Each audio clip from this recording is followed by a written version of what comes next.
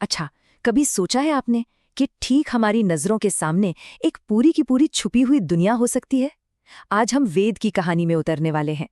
एक ऐसे लड़के की कहानी जिसने एक ऐसी ही दुनिया खोज निकाली, और वो एक ऐसी लड़ाई का हिस्सा बना जो भले ही दिखने में बहुत छोटी थी, पर जिसका साहस वो बहुत बड़ा था। और यही सवाल इस कहानी का दिल है। आखिर कैसे एक बिल्कुल आम सी शाम एक ऐसे एडवेंचर में बदल सकती है जिसे कोई कभी भूल ना पाए। वेद के लिए उसके सोफे के पीछे जो कुछ था ना, वो हमेशा हमेशा के लिए बदलने वाला था। तो चलिए शुरू करते हैं कहानी का पहला हिस्सा, एक अनोखी खोज। यहीं पर हमारी मुलाकात होती है कहानी के हीरो वेद से, और हम उस पल को देखेंगे जब उसकी दुनिया एक छिपे हुए राज से टकराती है। जरा सोचिए, घर में एकदम सन्नाटा है, बस घड़ी की टिक टिक की आवाज आ रही है। वेद घर पर बिल्कुल अकेला है, और तभी सोफे के पीछे से एक अजीब सी खनखनने की आवाज आती है, बिल्कुल वैसी जैसे छोटी छोटी तलवारें आपस में टकरा रही हों। अब भला ये क्या हो सकता है? बस यही सवाल उसे एक ऐसी खोज की तरफ ले गया जिस पर यकीन करना मुश्किल था। और जब वेद ने हिम्मत करके झांका ना, तो जो उसने देखा वो तो उसकी सोच से भी कहीं ज्यादा था। उसके लिविंग रूम के फर्श पर पता है क्या था? अंगूठे जितने छोटे छोटे योद्धाओं की एक पूरी की पूरी सेना। उनके कवच सोने की तरह चमक रहे थे, और उनकी तलवारें, अरे वो तो सुई की तरह पतली और तेज थी। लेकिन देखिए, हर हीरो की कहानी में एक विलन तो होता ही है ना? तो अब हम कहानी के दूसरे हिस्से में आ गए हैं। अंधेरे से आया खतरा। इन बहादुर योद्धाओं के लिए एक बहुत बड़ा दुश्मन परछाइयों में ही कहीं छिपा हुआ था।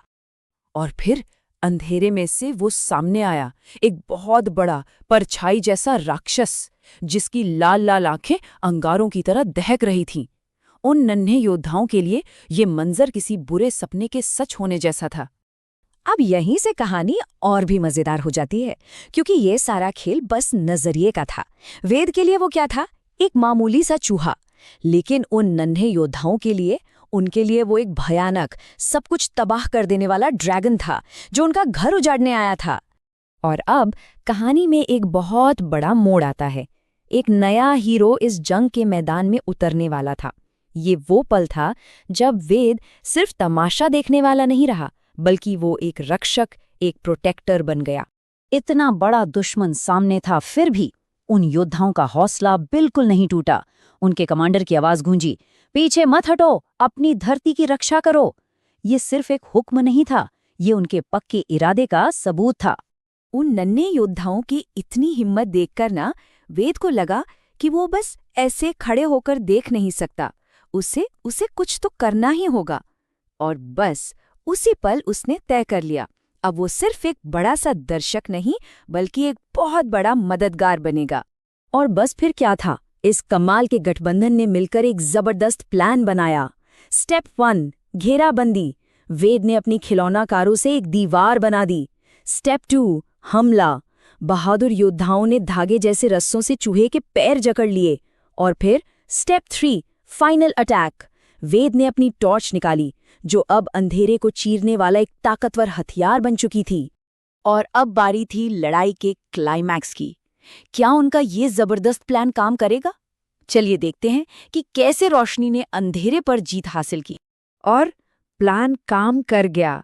टॉर्च की वो तेज, चकाचौंध करने वाली रोशनी उस राक्षस के लिए बहुत ज्यादा थी। वो एकदम घबरा गया, डर गया, और सीधा वापस उसी बिल में भाग गया जहां से आया था। लड़ाई जीती जा चुकी थी और खतरा टल चुका था। लड़ाई का मैदान अब एकदम शांत था, और जीत की खुशी में उन नन्हे योद्धाओं ने अपनी तलवारें हवा में लहराईं। वो अपने घर को बचाने का जश्न मना रहे थे, और साथ ही अपने नए बड़े से दोस्त वेद के नाम के नारे लगा रहे थे। लड़ाई तो खत्म हो गई, पर कहानी अभी बाकी थी।